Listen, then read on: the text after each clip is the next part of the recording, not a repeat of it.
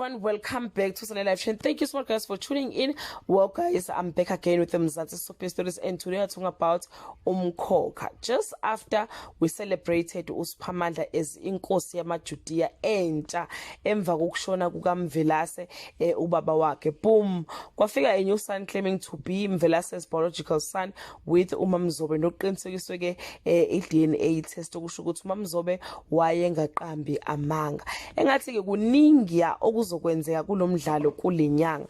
uSiphamandla will step down and give his half brother ilungelo lokubusa ibandla phela and uzozamkhothamele ke naye as his new leader. Kodwa ke ngazuthi ke uMlungisi uzoxakwa ubuningi bemali angakaza ayibone kulobuholi, and he will misuse it and his power. Ama-TS aveza ukuthi uMlungisi uzoshada nokubonga ngoba phela angeke akwazi ukuhola ibandla engaganiwe. Okunye ke okuzokwenzeka ukuthi uDifa uzobeka phansi intambo ebandleni ebese ke elandelisa ngokufaka isehlukaniso noMaMzobe idivorce phela ngolimi lwasemzini emva komhlaza kwakhe mhla efika noMlungisi ebandleni ekubeni uDifa wayengazi lutho.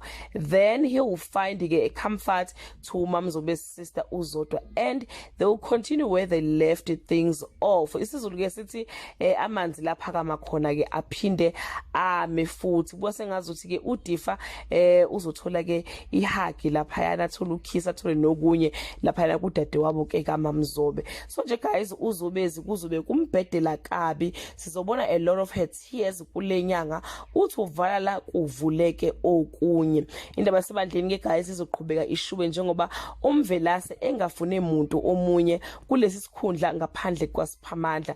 Wamkhombisa ke ngama signs naye ukuthi ke umkhethile ngesikhathi egcotshwa uSiphamandla ngoba ke kwavele kwanimvula wayesebizwa ukuthi ke uzomcolo. Kodwa ke kuzovela okunye mangabe sesegcotshwa uMlungisi okuzothusa amadoda ebandla lamaJudiya, okuzoveza ukuthi nje engazi ukuthi uMvelase akamugcobi uMlungisi ukuthi ahole ibandla. Kanti ke noSibusiso noma noSiphamandla naye kuzoba khona impawu azozibona ubaba wakhe emconfirmela ukuthi cha kahle kahle umuntu okhethiwe la kuleli bandla uwena, and uSiphamandla kuzoqhubeka khothamela uMlungisi until elimosha eliqeda ibandla lamaJudiya bese bembuyisela back ke esikhundleni sakhe. Kodwa ke guys, angithandi ngoMaMzobe, ngazi ukuthi lenyanga izomshiya emayuywana.